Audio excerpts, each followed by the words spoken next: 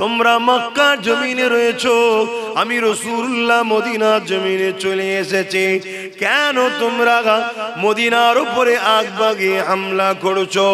এই সন্ত্রাসী বন্ধ করো, এই জুলুম বন্ধ করো, এই অত্যাচার বন্ধ করো। কিন্তু তারা দেখলো মুহাম্মদ রাসূলের দিকে মাত্র 313 জন খালি হাতে, আর আমাদের দিকে 1000-এর উপরে সুসজ্জিত যোদ্ধা রয়েছে। এই সুযোগটাকে কাজে লাগিয়ে মুহাম্মদ রাসূলকে শহীদ করে দিতে হবে, তার সাথীদেরকে মেরে দিতে হবে। এই জন্য তারা হামলার জন্য আগে এলো। আল্লাহ নবী বললেন, বাবা সাহাবারা, ইসলামে জুলুম করা খারাপ, কিন্তু কেউ তোমার উপরে যদি হামলা করে ডিফেন্স করার জন্য এটা ফরজ। তাই তোমরা প্রতিরোধের জন্য তৈরি হও। কি নিয়ে তৈরি হবে? খাজুরের এলাকা তো, খাজুর গাছের ডাল, আর ওদের হাতে তীর বল্লভ তরোয়ার। এটা তুমি আমি জানি শুধু মনে করছো? তোমার আমার থেকে এই সম্বন্ধে লক্ষ কোটি গুণ আরো বেশি জ্ঞান রাখে, রিসার্চ করছে যারা ইসলাম পৃথিবী জুড়ে তারা শক্তি তৈরি করছে। পৃথিবী জুড়ে তাদের হাতে পারমাণবিক শক্তি আছে, মিসাইল আছে, AK-47 আছে, রাজ ক্ষমতা তাদের হাতে, ফোর্স তাদের, মিলিটারি তাদের। শুনছেন কি হবে আমাদের?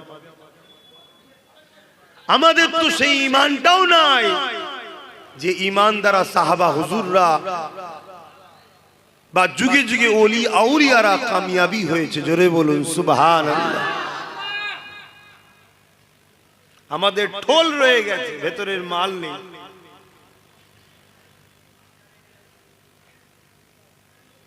আমার কথা আজ বুঝতে পারছেন তো? মনে রাখবেন, আমাদের ঈমানকে লুটার জন্য কোটি কোটি ডলার টাকা খরচ করে ইসলামের দুশমনেরা, ইসলামকে যারা মিটাতে চায়, তারাও মসজিদ মাদ্রাসা তৈরি করছে। অবাক হয়ে যাবেন আমার কথা শুনে, অবাক হবার কিছু নাই। আমার নবী পাক সাল্লাল্লাহু আলাইহি ওয়াসাল্লাম মদিনা নববী শরীফের পাশে কিছুটা দূরে আল্লাহ নবী হায়াতি অবস্থাতে সাহাবা সেজে যারা বসেছিল তাদের মধ্যে থেকে একদল একটা মসজিদ তৈরি করে দিয়েছিল। তারা বলেছিল এখান থেকে দূরে হয় তাই তৈরি করেছি। আল্লাহ পাক আয়াত নাজিল করে জানিয়ে দিলেন, হাবিব ওরা হলো মুনাফিক, ওরা মসজিদে জিরাত তৈরি করেছে যাতে করে মসজিদের মধ্যে বসে বসে নিরীহ সরল প্রাণ মুসলমান দিগকে তারা আপনার থেকে দূরে সরাতে পারে, মুসলমান মুসলমানের মধ্যে লড়াই লাগাতে পারে। ইয়া রাসূলুল্লাহ, হাবিবাল্লাহ, আমি আপনাকে ইজাজত দিলাম ওই মসজিদটা ভেঙে দেন। শুনছেন? আল্লাহ নবী তখন দুনিয়ায় রয়েছেন, দুনিয়াবি জিন্দেগিতে। তখন নবী দুনিয়াবি হায়াতের জিন্দেগিতে মসজিদে জিরাত তৈরি হয়ে গেছে। তাহলে আজকে ইসলামের দুশমনরা মসজিদ বানাবে, মাদ্রাসা বানাচ্ছে না বানায়নি? চিনবেন কি করে? কি করেছে? যারা নবীর পক্ষে ওই মাদ্রাসাতেও দাড়ি টুপি নামাজ রোজা কোরআন হাদিস আছে, যারা ইসলামের পক্ষে বিরুদ্ধে, আর তাদেরও রয়েছে দাড়ি টুপি জুব্বা মুহম্মদ করে কোরআন হাদিস রয়েছে। যারা ইসলামের পক্ষে মসজিদ বানায় ওই মসজিদও নামাজ রোজা দাড়ি টুপি কোরআন তেলাওয়াত রয়েছে, আযানও রয়েছে। যারা ইসলামের বিরুদ্ধে তাদেরও মসজিদে নামাজ রোজা দাড়ি টুপি কোরআন আযানও রয়েছে। চিনবেনটা কি করে? আমার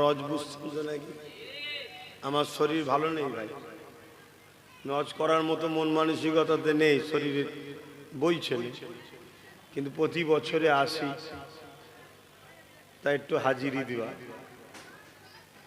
কিন্তু 6:30 উঠবো বলেছিলাম, সেখানে আবার মৌলানা সাহেবকে তুলে দিলেন, লাস্টে 7টায় উঠতে হবে। সামান্য একটুখানি থাকবো, একটু কষ্ট দিচ্ছি, একটা জিনিস বুঝাতে চাইছি। উদ্দেশ্য একটাই, যদি ইমানটা বাঁচে হয়তো তোমাদের উপর আল্লাহ সাহায্যটা আসবে, একটু বুঝাচ্ছি। অসুবিধা হচ্ছে তো চিনবেনটা কি করে?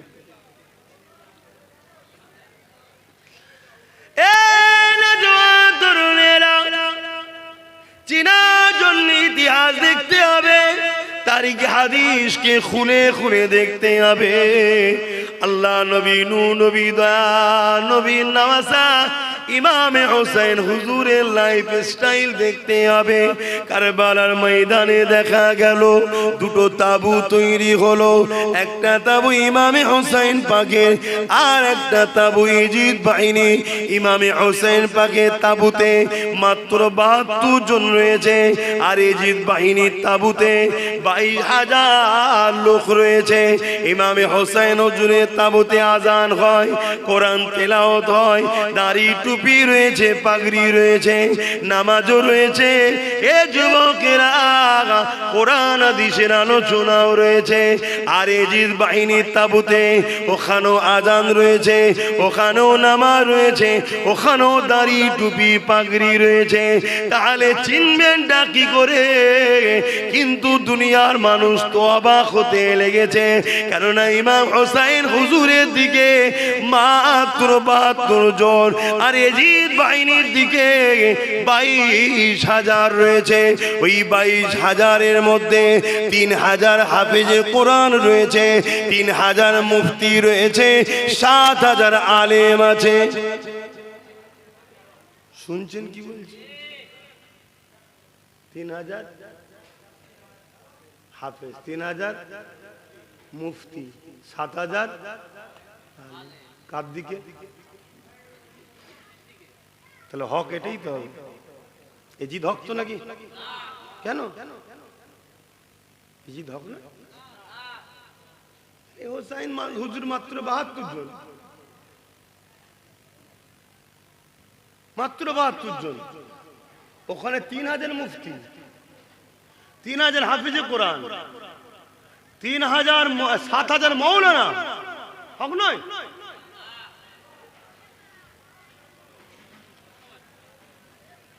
তোমরা 2-1 জন ছাড়া বাকি সবাই বলছে ইজিদ হক। তাহলে কেন সারা দিচ্ছেন না? বলুন কে কোন দিকটা হক? 7,000 মৌলানা হক নয়?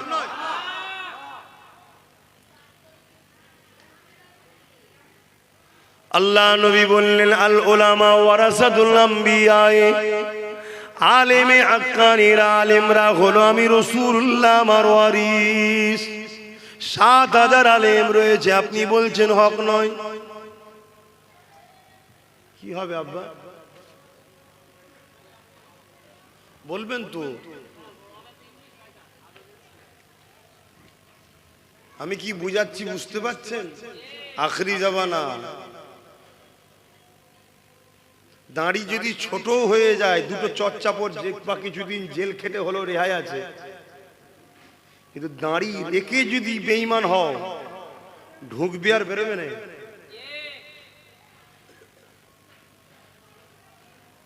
আমি কি ওয়াজ করছি বুঝতে পারছেন? সামনে রোজার মাস, যদিও রোজায় একটু গন্ডগোল হয়ে যায়, ঠিকভাবে রাখার মতো রাখতে যদি নাই পারি, কেউ তো বলতে পারবে না আমি 100% রেখেছি, চেষ্টা। তারপরেও যদি একটু ভুলভ্রান্তি হয়ে যায়, আল্লাহ পাক ধরলে হয়তো একটু মারধর খেতে হবে, কারণ আল্লাহ বলেছে আযাব আছে। আবার আল্লাহ বলেছে আমি মাফ করে দিতে পারি। কিন্তু যদি বেঈমান হয়, জাহান্নামে ঢুকবে। আর মানে ওই 7,000, তাহলে এই দিকে বলছেন মৌলানা হওয়ার পরেও কোনো কামিয়াবি নাই। 3,000 মুফতি রে বাবা, তোমাদের উত্তর 24 পরগনা তখন অনেক মৌলানা মুফতি হবে না? হায় আল্লাহ নবী জানালেন উলামা দুই ধরনের হবে, খায়রুল উলামা শাররুল উলামা, একটা মন্দ উলামা হবে, একটা ভালো উলামা হবে। অর্থাৎ ইলম সবাই শিখবে, ইলম শিক্ষা করে একদল নবীর পক্ষে থাকবে, আর একদল ইলম শিক্ষা করে দুনিয়ার জালিম অত্যাচারী শাসকদের দালালি করবে। আমার কথা নয় বাপ, তাগুদি শক্তি তোমরা বুঝতে পারবে না, ওই জন্য শাসক বললাম। মানে অত্যাচারী শাসককে তাগুদ শক্তি বলা হয়। কথা বুঝে আসছে?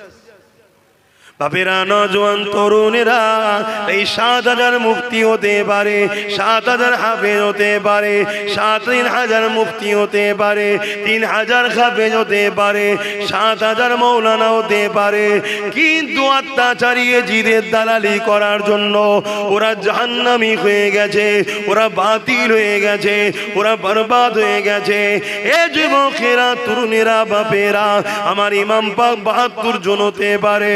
৭২ কেন, ইমাম পাক একাও যদি থাকতো হকের পক্ষে, রহমানের পক্ষে, রাসূলুল্লাহর পক্ষে, তাই ইমাম পাক কামিয়াবি হয়ে গেছে।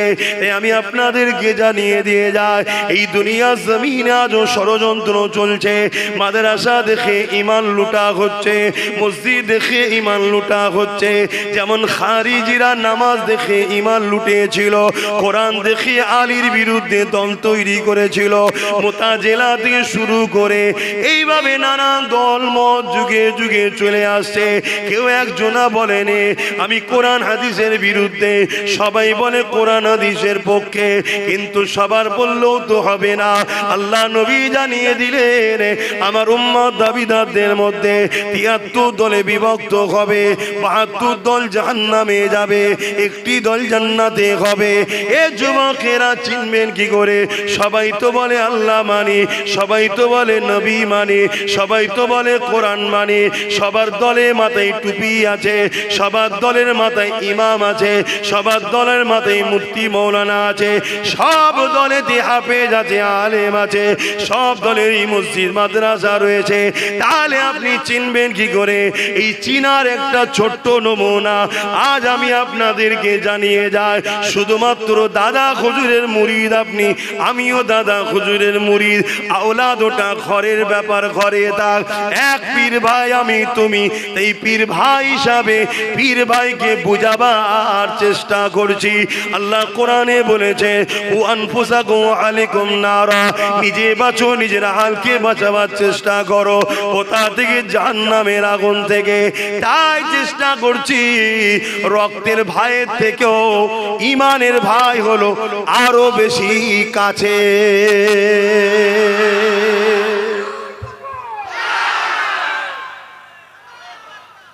রক্তের ভাইয়ের থেকেও ইমানের ভাই আরো আপন হয়। রক্তের সম্পর্ক বাপ মার সাথে, আর ইমানের সম্পর্কের ভাই আল্লাহ রসুলের সাথে। জোরে বলুন সুবহানাল্লাহ। তাই ইমানের স্বার্থে, ইমানের স্বার্থে একটু বলছি, চিনবেন কি করে? আমি দুটো ব্যক্তির নাম বলছি। একজনের ব্যক্তির নাম হচ্ছে সিদ্দিকে আকবর, চেনেন? রাসূল পাক সাল্লাল্লাহু আলাইহি ওয়াসাল্লামের আউয়াল খলিফা, বড় খলিফা, প্রথম খলিফা, আউয়াল খলিফা। আর একটা লোকের নাম হচ্ছে আব্দুল্লাহ ইবনে উবাই। নাম শুনেছেন? একটু হ্যাঁ কিনা সারা দেবে, কেন মানসিক দিক দিয়ে আরো অজ করতে ভাল লাগছে না ভাই। ধর্মটাকে নিয়ে যেন কেমন একটা সব চলছে, কথা বুঝে আসছে। কিন্তু তারপরও শরীর না চাইলেও মনে হয় যাই। কিছু লোক তো মুখের দিকে তাকিয়ে বসে, এই তো বসে আছে, কিছু তো বসে আছে, এই কটার জন্য কমসে কম একটু বলা দরকার। তারপরে এখন এই যে এরা ছিল বলে অনেকটা রক্ষা ওসিলা, না হয় চারিদিকে যা মিডিয়াগুলো করছে। কিছুদিন আগে কোথায় নাকি কি স্কুলে কি নিয়ে মারপিট হয়েছে, নাকি মুসলমানরা বাধা দিয়ে দিয়েছে বলছে। আমি তো দেখে অবাক হয়ে লাস্টে সোশ্যাল মিডিয়ায় শুনলাম যে না, স্কুলের দুটো গ্রুপ মিলে মারপিট করেছে। এ বলছে আমরা করবো, বলছে আমরা করবো। সেটা হয়ে গেল কি হিন্দু মুসলমান। মিডিয়া কিনা করতে পারে, মানে জ্যান্ত মাছে পোকা ফেলে দিচ্ছে, মাছ দৌড়চ্ছে বলছে পোকা হয়ে গেছে। এ হিটলারের চাল। হিটলার বা ইহুদিরা এই মিডিয়া কি ক্যাপচার করে চলে। আর আম মানুষ মিডিয়ার কথা শুনে আমি যেমন বিশ্বাস করলেছিলাম এই কি অবস্থা, দেশের অবস্থা কোথা যাচ্ছে, কে কি ধর্ম করবে না করবে সব তার পছন্দ, যার ভাল লাগছে খুঁটি পুজো করার খুঁটি করবে, যার মানুষকে যার যেটা ভাল লাগছে করবে, জবাব আল্লাহর কাছে দিবি। তবে আলহামদুলিল্লাহ আমরা সৃষ্টিকর্তা ছাড়া কারো কাছে মাথা নত করি না, ঠিক আছে? তো সেই জায়গায় আজকে এই সব চলছে। তো এর মাধ্যমে হয়তো পৃথিবীর বিভিন্ন জায়গা থেকে ওই একটা দুটো মহব্বতের লোক আছে, একেবারে যে বেকার তা নয়, একটু আছে। তো যাক, আমি যে কথা বলছিলাম, তাহলে দুটো লোকের নাম বললাম, একটার নাম হচ্ছে সিদ্দিক আকবর আর একটার নাম হলো আব্দুল্লাহ ইবনে উবাই। নামটা কত সুন্দর, আব্দুল্লাহ ইবনে উবাই আর সিদ্দিক আকবর। কথা বুঝে আসছে? হযরতে সিদ্দিক আকবর নবী পাকের হাতে হাত দিলেন, দ্বীনে মুহাম্মদ সাল্লাল্লাহু আলাইহি ওয়াসাল্লামের মধ্যে আসলেন। আগে তিনি দ্বীনে ইব্রাহিমের উপরে আমল করতেন। দ্বীনে ইব্রাহিম, নবী ইব্রাহিম আলাইহিস সালাম যে দ্বীন রেখে গেছিলেন, সেই দ্বীনের উপর সিদ্দিক আকবর তিনার পূর্বপুরুষরা ওই ধারাবাহিক চলে আসছে। এবং নবী পাকের দাদুজানরাও সব দ্বীনে ইব্রাহিমের উপরে ছিলেন। হযরত আব্দুল্লাহ, হযরত আব্দুল মুতালিব, এভাবে বংশধারা ধরে সব ইব্রাহিম নবী, ইসমাইল নবী যে ধারাবাহিকতা একত্ববাদের যে বিশ্বাস, তারা সব ঈমানদারী ছিলেন। কথা বুঝে আসছে? আমার নবী আসার আগে ঈসা নবীর লাখো কোটি মান্যওয়ালা ছিল, তারা সব জান্নাতি। শুনছেন তো নাকি? মুসা নবীর লাখো কোটি মান্যওয়ালা ছিল, তারা সব জান্নাতি। জোরে বলুন সুবহানাল্লাহ। যখনই আমার নবী বললেন আনা মুহাম্মদ রাসূলুল্লাহ, তখন যে ঈসা নবীর মান্যওয়ালা গুলো বলল মানবো না, মুসা নবীর যে মান্যওয়ালা গুলো বলল মানবো না, বা অন্য ইব্রাহিম নবী বা যে কোনো নবীর মান্যওয়ালা গুলো বলল মানলো না, তখনই ফতোয়া হয়ে গেল এরা জাহান্নামী। আর যারা আবার বললো হ্যাঁ আমরা ঈসা নবীকে ছিলাম, এখন আমাদের জন্য আল্লাহ নবীকে যখন রসুল করে পাঠিয়েছি, এনার উপরে ঈমান আনতে হবে, কলেমা পড়ে নিল, তখন তারা দ্বীনে মুহাম্মাদির মধ্যে চলে আসলো। জোরে বলুন সুবহানাল্লাহ। আর দ্বীনে মুহাম্মাদি, দ্বীনে ইব্রাহিম, দ্বীনে ঈসাই, দ্বীনে মুসা, সমস্ত নবীর দ্বীন হলো একটাই, সেটা হলো ইসলাম। জোরে বলুন সুবহানাল্লাহ। কেন আমার দেশে একটা প্রচার চলছে, ইসলাম নাকি মাত্র ১৫০০ বছরের। আর একজন তো প্রচার করছে আমার নবী নাকি এক হাতে তরোয়াল এক হাতে হাদিস নিয়ে নাকি দিন প্রচার করে। তো মাদ্রাসার জলসা এসছে, এটা অন্য সাইডে আলোচনা করছি। তবে এই সব কটা শয়তানের উত্তর একটাই, এদের বারবারন্তর পিছনে একটা শ্রেণীরই হাত আছে, তারা হলো ছদ্মবেশী মুসলমান। শুনছেন তো? ছদ্মবেশী মুসলমান, এদের জন্য আজকে এরা সাহস পায়। সেটা আশা করছি সময় পেলে আমি বুঝাচ্ছি আপনাদের। হযরত আবু বকর সিদ্দিক আমার নবী পাকের হাতে হাত দিলেন, ঈমানের কালেমা পড়ে নিলেন। আব্দুল্লাহ ইবনে উবাই আমার রাসূলুল্লাহর হাতে হাত দিলেন, সেও কালেমা পড়ে নিল। এ যুবকেরা, আমার নবী ইমামতি করে, সিদ্দিক আকবর নবী পাকের পিছনে ইক্তেদা করে নামাজ পড়ে। আব্দুল্লাহ ইবনে উবাই নবী পাককে ইক্তেদা করে নবী পাকের পিছনে নামাজ পড়ে। আমার নবী পাক যখন জিহাদের ময়দানে যায়, সিদ্দিক আকবর নবীর সাথে যায়, আব্দুল্লাহ ইবনে উবাইও নবীর সাথে যায়। আমার নবী পাক হজে যায়, আব্দুল্লাহ ইবনে উবাইও নবীর সাথে যায়, সিদ্দিক আকবরও যায়। আমার রাসূলুল্লাহ তিনি যখন ইসলামের জন্য মালের কথা বলে, আবু বকর সিদ্দিক দান করে দেয়, কদমে দেখে আব্দুল্লাহ ইবনে উবাই রাসূলের কদমে মাল ধন দৌলত দেয়। আবু বকর সিদ্দিকের মুখেও দাড়ি আছে, টুপি আছে, পাগড়ি আছে, জুব্বা আছে। আর আব্দুল্লাহ ইবনে উবাইয়ের মাথায় দাড়ি, টুপি, জুব্বা, পাগড়ি রয়েছে। এ যুবকেরা, আব্দুল্লাহ ইবনে উবাই কোরআন ঘোষিত কাফের, জাহান্নামী হয়ে যায়। আর আমার রাসূলুল্লাহ সাহাবী আবু বকর সিদ্দিক জান্নাতি ঘোষণা হয়ে যায়।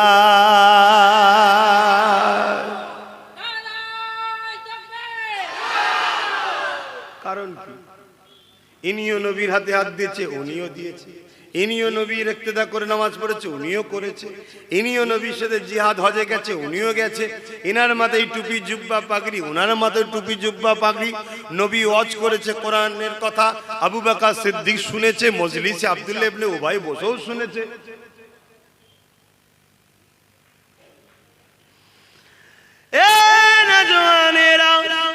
এই জন্যই বোঝাতে চাইছি, কারণ আখেরি জামানা যুগে যুগে জালিমরা আমাদের মিটাতে চেয়েছে, ইসলামকে মিটাতে চেয়েছে, মুসলমানদের মিটিয়ে দিতে চেয়েছে।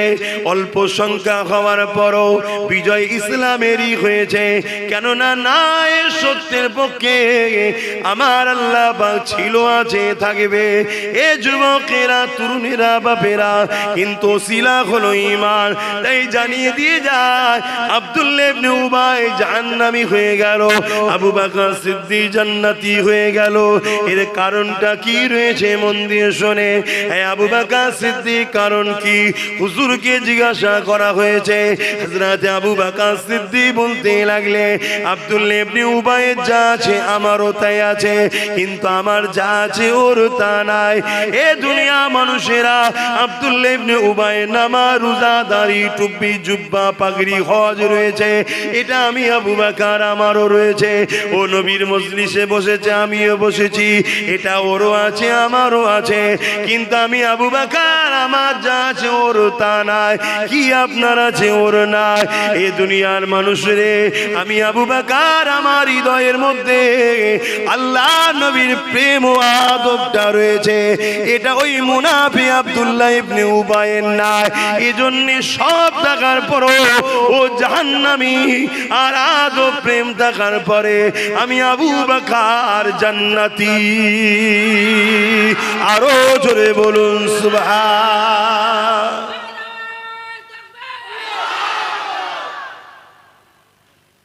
আজকেও ইসলামের দুশমনরা ডাইরেক্ট আমাদেরকে মিটাতে পারছে না। তাই আজকের দিনও আব্দুল্লাহ ইবনে উবাই মার্কা মুনাফিক উলামাদের ঘরে বাজারে ছেড়েছে। তাদেরকে কোটি কোটি টাকা দেওয়া হচ্ছে, শুনছেন তো নাকি? ওই টাকায় তারা মসজিদ বানাচ্ছে, মাদ্রাসা বানাচ্ছে। ওই টাকা দিয়ে তারা সমাজের বুকে গরিব অসহায়দের তেরপল দিবার নামে, কম্বল দিবার নামে, কল দিবার নামে বিভিন্ন ভাবে নিরীহ মুসলমানকে জড়ো করছে। শুনছেন? মাদ্রাসাগুলোতে কোরআন হাদিস শিখাচ্ছে, নামাজ শিখাচ্ছে, রোজা শিখাচ্ছে, হজ শিখাচ্ছে, দাড়ি শিখাচ্ছে, টুপি শিখাচ্ছে, সব দিচ্ছে। দিলের মধ্যে নবীর প্রেম আর আদবটা দিচ্ছে না। মানে আব্দুল্লাহ ইবনে উবাই সব ছিল, শুধু দিলে ছিল না। শুনছেন তো নাকি? এটা পরিকল্পনা ইসলামের দুশমনদের।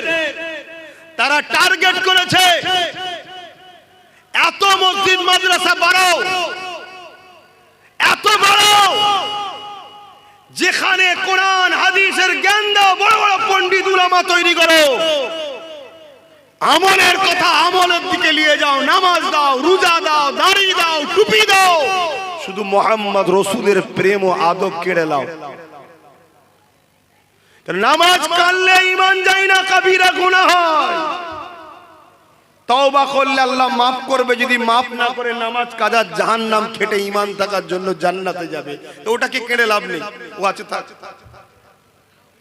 গাছের ডালপালাগুলো যা আছে সব থাক, মূলটা শুধু কেটে দে। কারণ ডালপালা কাটলে লোক দেখতে পেয়ে যাবে, নামাজের বিরুদ্ধে বলে লোক ধরে ফেলবে, রোজার বিরুদ্ধে বলে লোক ধরে ফেলবে। অতএব গোড়া থেকে শুধু ভেতর থেকে মূলটা কেটে দে। এই গাছের ডালপালা কোন হলো নামাজ, রোজা, দাড়ি, টুপি, হজ, যাকাত, আর মূলটা ভেতরে থাকে, ওটা হলো মুহাম্মদ রাসূলের আদব ও প্রেম, ওটাকে কেটে লে। শুনছেন? বিশাল বড় বড় জমায়েত করো, দাও, গাড়ি ভাড়া দাও, বিরিয়ানি দাও, খাওয়া দাও। নিরীহ মুসলমান, ধর্মপ্রাণ মুসলমান আল্লাহ রসুলের কথা শোনার জন্য আসবে জড়ো হয়ে। ওই মাহফিল হজ করতে করতে টুক করে এমন একটা কথা বলো যে কথাটা আমার নবীর শানে বলা বিয়াদবি, টুক করে বলে দাও। শুনছেন না? শুনেন? ওই নবীর শানে বিয়াদবি মূলক কথাটা টুক করে যখনই বলবে, যতজন ওখানে বসে বসে শুনবে, এই কথার যদি প্রতিবাদ না করে ফিরে যায়, সব কটা বেঈমান হয়ে যাবে। এটা অন্য বিষয় নয় যে প্রতিবাদ না করলে কবিরা গুনাহ হবে, এটা রাসূলুল্লাহর বিষয়। এখানে প্রতিবাদ করতেই হবে। যদি প্রতিবাদ করতে গিয়ে তোমাকে গুলি খেতে হয় তাও করতে হবে, কেন জানের থেকে বেশি ভালোবাসার নাম ঈমান। তাহলে পলিসি গুলো কি বুঝতে পারছেন তো নাকি? যেমন আমাদের সমাজে হচ্ছে, একদল দাড়িওয়ালা টুপিওয়ালা বক্তা বেরিয়েছে, আজকে তারা বলে বেড়াচ্ছে রসুল আমাদের মতো, নবী মরে গেছে, শাফাত করতে পারবে না, তাদেরও মাদ্রাসা আছে না? এক কথা বলছে না? তাদের মাদ্রাসাগুলো ছেলেগুলো কি শিখবে? ছোট ছোট বাচ্চারা বলুন, তারাও তো ছোটবেলা থেকে শিখবে। তাহলে আলেম হয়ে বেরোচ্ছে, দেখছি আলেম, কিন্তু কাফের আলেম। কাফের কথাটা কি শুনতে খারাপ লাগছে নাকি? আল্লাহ কাফেরকে কাফের বলতে বলেছে না বলেনি? এই মুরব্বিটা বসে আছে, কিন্তু হাই সাহেব বসে আছে, আপনাদের কাউকে কাফের বলুন না? এই তোমাদের কাউকে কাফের বলিনি? বলো, কাফেরকে কাফের বলবে, মোমেনকে মোল বলবে, চোরকে চোর বলবে, মাতালকে মাতাল বলবে, এটা তো হক কথা বলা। তো কাফেরটা কে? যে নবীকে অস্বীকার করে, নবীর শান মর্যাদাকে অস্বীকার করে, নবীর গুরুত্বকে অস্বীকার করে, নবীর ফজিলাতকে ইনকার করে, নবীর মেরাজের সওয়ারকে অস্বীকার করে। নবী নাকি আবা তাসা জানতো না, এ কথা প্রথম মোল্লারাই বলেছে তো নাকি? এই কথাই এখন ওই যে একজন বেরিয়েছে শয়তান, সে আবার বলছে মুহাম্মদ মূর্খ ছিল, জানতো না লেখাপড়া। শুনছেন না? শুনেন, শুরুটা কিন্তু মুনাফিক দাড়িওয়ালা টুপিওয়ালা বক্তারাই করছে। আর আমাদের সমাজে এই কাফের উলামাগুলো দাবিদার, কাফের বক্তাগুলো আমাদের সমাজে ঘুরে বেড়াচ্ছে, যাদের আকীদা আমার নবী পাক সাল্লাল্লাহু আলাইহি সাল্লামের শানে শুধু গুস্তাগিমূলক কথাগুলো শুনিয়ে দাও। শুনছেন? তাহলে মাদ্রাসা এটাও, এই সমাজে আরো হাজারো মাদ্রাসা আছে।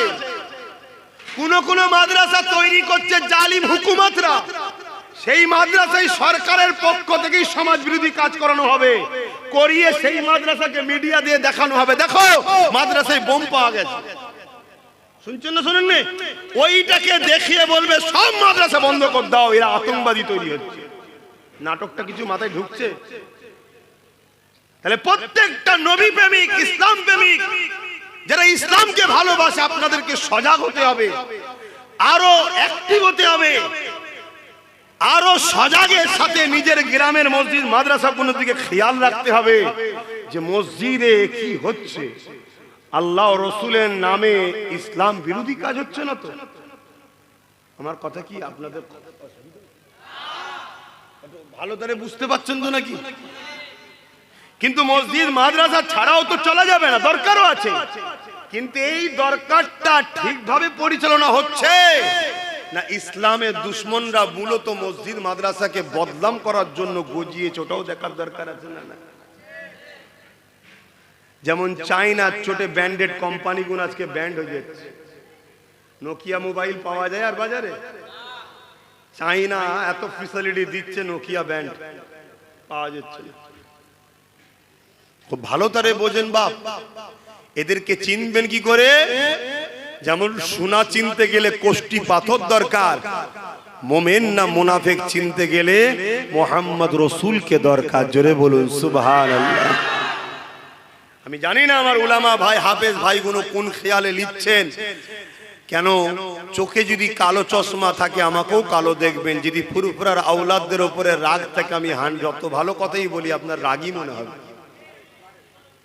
কেন বিষ যদি মাথায় ঢুকিয়ে দেয়, শোনেন, কাউকে যদি বিষ খাইয়ে দেয় ওর বাঁচার চান্স আছে?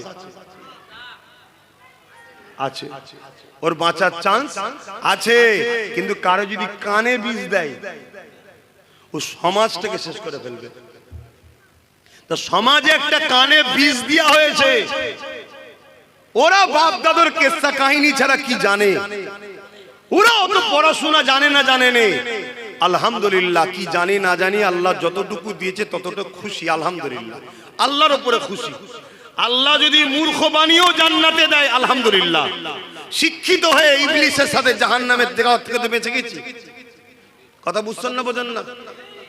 এই কথা বুঝতে পারলেন না? কেন ইবলিস আদম নবীকে সম্মান না করার জন্যই কিন্তু কাফের হয়েছে।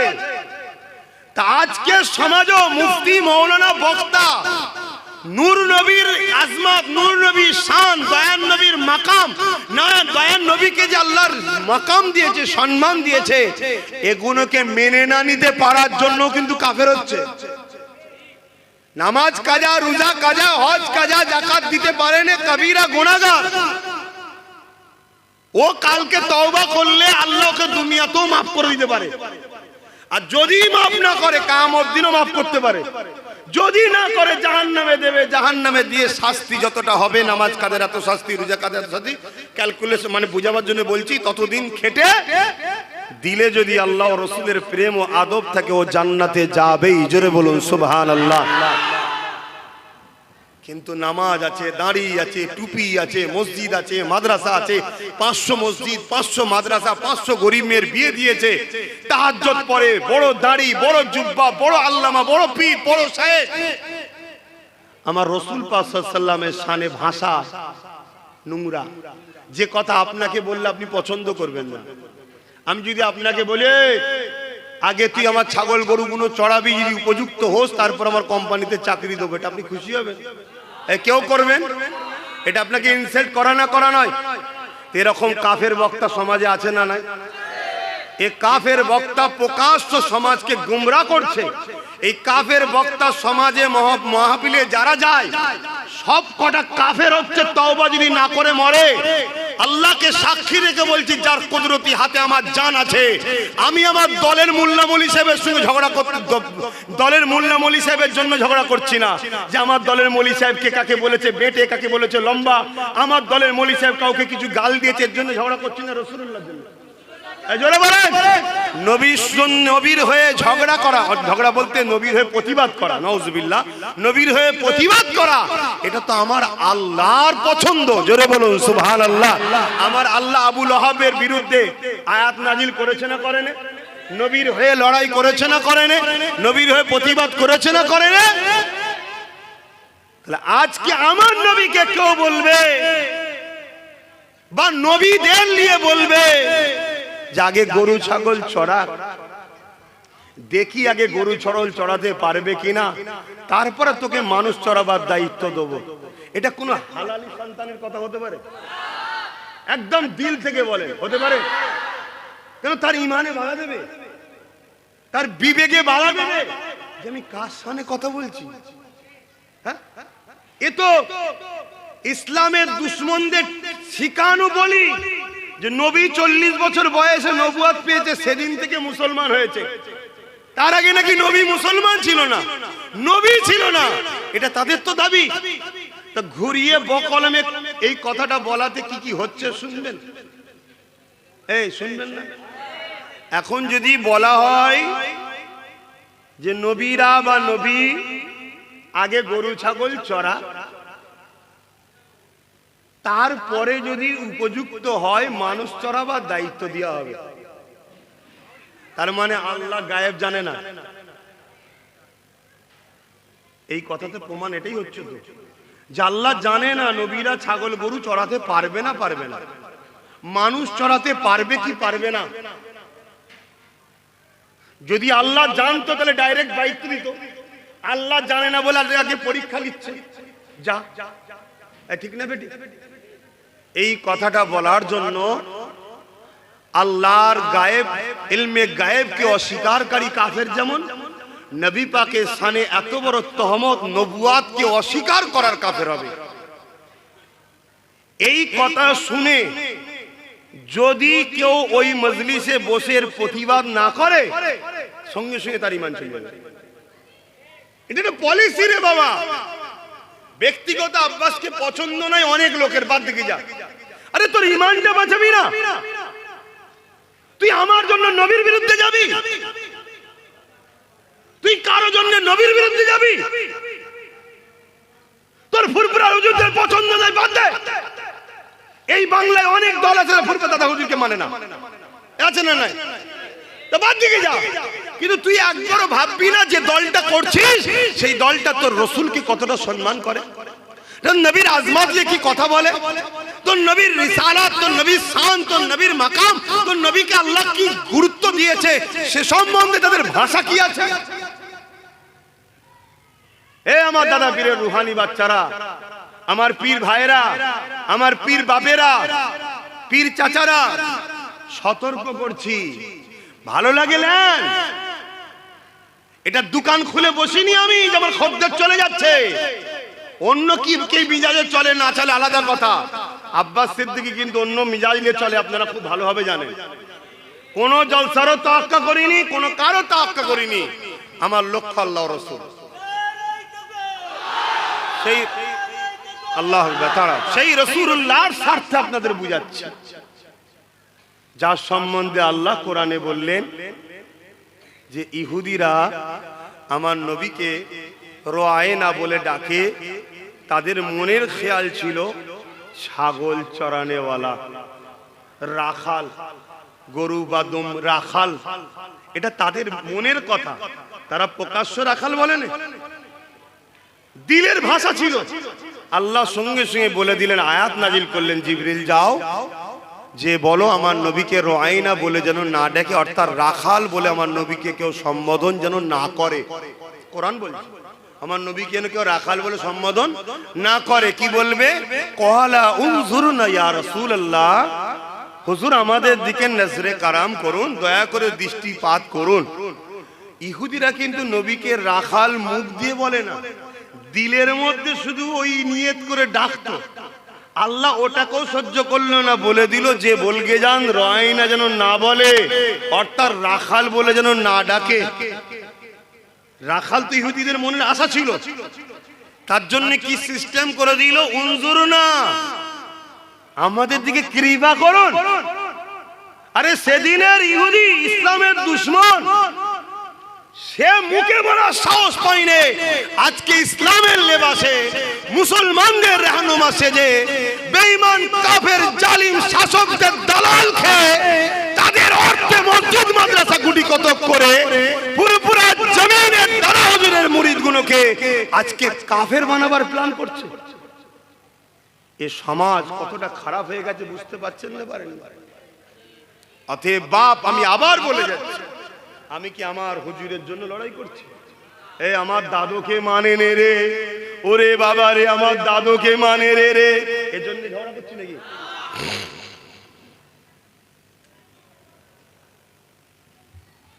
আমার দাদু আল্লাহর ওলি ছিলেন, আশেকে রসুল ছিলেন, 5 দাদুই আল্লাহর ওলি ছিলেন। মেজো হুজুর জিনার নামে এখানে, তিনিও জগৎ বিখ্যাত মুফতি ছিলেন, মুফতি আজম ছিলেন, আল্লাহর ওলি ছিলেন। ভাল লাগে মানবে, না ভাল লাগে না মানবে যাও, সেটা তুমি। অলির সঙ্গে কিয়ামতের দিন আল্লাহ বলেছে আমার অলির দুশমন হবে, আমি যুদ্ধ করব, আলাদা বিষয়। কিন্তু তুমি আমার নবীর বিষয়ে বলছো, এখানে চুপ থাকা যেতে পারে ভাই? একটু সবাই হাত তুলে বলুন, চুপ থাকা যেতে পারে? এই লড়াই দরকার আছে না নাই? কিন্তু দুঃখ, সেসব ঈমান কই? সেসব ঈমান কই? এই ভারতবর্ষের পশ্চিম বাংলায় রঙ্গে রসুল নামে একটা বই বার করেছিল এক বেঈমান, তাতে আমার নবীর শুধু ছবি দিয়েছিল। সে ছিল অমুসলিম, কিন্তু তার লক্ষ্য ছিল নবীকে অপমান করব। ছবি দিয়েছিল। একজন মুসলমান এসে, যুবক ছেলে এসে তাকে জিজ্ঞেস করছে, ছবি আপনি দিয়েছেন? সে ভাবছে খদ্দের, খুশিতে বলছে হ্যাঁ, এই বই আমি বার করেছি। পেট নুকিয়ে ছুরি নিয়ে শুয়ে মেরেছে, পেটে ভরে দিয়েছে। দিয়ে কাফেরকে, জাহান্নামীকে, নবীর দুশমনকে তার উপযুক্ত শাস্তি দিয়ে দিয়েছে। শুনছেন না শোনেন? এখন কেউ বলতে পারে মারাটাই সমস্যা সমাধান। ও তোমার কাফের নেতার গদি বাঁচা থেকে কত মারপিট করছো মুসলমান, তোমার হুঁশ নাই? কত মায়ের কোল খালি করছো, হুঁশ নাই? আর দোনো জাহানের সুলতান যিনি না হলে কুল কায়নাত হতো না, তার পক্ষে একজন লড়াই করছে, না তার প্রেম। তোর মাকে গাল দিলে, তোর বাপকে গাল দিলে তোর গায়ের জ্বর ধরে যাবে, এক্ষুনি হাত গুটিয়ে মারতে আসবি। তা তোর বাপ তোর মা কি দাম আছে মোহাম্মদ রাসূলুল্লাহর কাছে?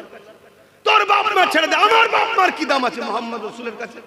আমার বাপ মার দাম মোহাম্মদ রাসূলের ঘোড়ার পায়ে ধুলো যে ছিল, আমার বাপ মার দাম মনে ওঠে। শুনছেন না শোনেন?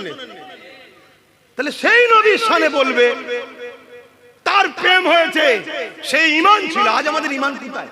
সেসব লোক কই? সেসব লোক কই? যদি থাকতো এই শয়তান সব বলার সাহস পেত, তাকে মেরে দিয়ে।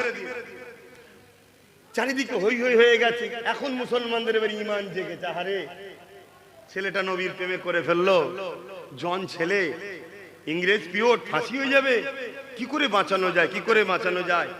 তো একটা উকিলকে সেটিং করেছে, কোর্টে লড়তে হবে। বলেছে ছেলেটাকে একটা দাঁড়ি পাল্লায় রাখবে আর একটা দাঁড়ি পাল্লায় টাকা রাখবে। শুনছেন? যত টাকা হবে, তৎকালীন সময়ের কথা বলছি রে বাবা, তখন হয়তো 100 টাকায় 1 বিঘে জমিও পাওয়া যেত, তখনকার কথা বলছি। ততটা টাকা দেবো। উকিলও ওপরে গিয়ে ভেতরে গিয়ে সেটিং করে ফেলেছে, বুঝতে পারছেন না? সব সেটিং এর কারবার আগে থেকেই চলে, সব সেটিং করে ফেলেছে। তো জজ সাহেব বলেছে শুধু এসে দাঁড়িয়ে বলবে না আমি সব কিছু করিনি, শুধু এতটুকু বলবে, তারপরে যা করার কলম কলম তোমার হাতে, শুধু এতটুকু বলবে। ছেলেটাকে পাখি বুঝাবার মতো সবাই বুঝালো। পরের দিন কোর্টে উঠেছে, ছেলেটাকে জজ জিজ্ঞেস করছে তোমার নামে এই অবজেকশন এসেছে, তুমি কি অমুককে মেরেছো? সে বলছে হ্যাঁ আমি মেরেছি। সে আমার নবীর দুশ্মনী করেছিল, আমার নবী তো কারো দুশ্মনী করে, সে আমার নবীকে দুশ্মনী করবে কেন? মানতে মন যায় মানবে না, দুশ্মনী করবে কেন? তাই মেরে দিয়েছি আমি, যা শাস্তি দেবেন দেন। সব ভাই তো অবাক হয়ে গেল। জজ ওই দিক ওদিক কি হলো, জজও ভেবেছিল কিছু হবে, কেউ ভেবেছিল কিছু হবে, সব বেকার হয়ে গেল, বেকার সব। কি হবে জিজ্ঞেস করছো, তুমি স্বীকার করছো? বলছে হ্যাঁ। সব পাবলিক জিজ্ঞেস করছে, আরো যারা ছিল সাথে, আরে তোমায় কি বললাম, তুমি কি বলছো? বলছে শোনো, আফসোস তোমাদের উপরে, ধিক্কার জানাই, তোমাদের তো আমাকে বাহবা দেওয়া দরকার, ওই জন্য মিথ্যা কথা বলা শিখাচ্ছ। ইসলামে মিথ্যা কথা বলা জায়েজ, ইসলামে মিথ্যা কথা বলা হারাম, তোমরা মিথ্যা কথা বলা শিখাচ্ছ। শোনো, গতকাল রাত্রিরে আমি ঘুমোচ্ছিলাম, আল্লাহ নবীকে খবে দেখতে পেলাম। জোরে বলুন সুবহানাল্লাহ। বাবার এই হালকা বয়সে আমার জন্য জীবনটাকে লাগিয়ে দিলি, তাই তোর জন্য আমি আবে কাউসারের পানি নিয়ে দাঁড়িয়ে আছি, দেরি করিসনি, তাড়াতাড়ি আই। জোরে বলুন সুবহানাল্লাহ। তো ভাইয়েরা, আল্লাহু আকবার। তা সেই নবীর জন্য আমিও ভাই মরতে রাজি, সেই নবীর জন্য আমরা জান দিতে রাজি। কি পারবে না? পারবে না? আল্লাহকে সাক্ষী রেখে বলো, হাত তুলে বলছো নারে তাকবীর, নারে দিবে।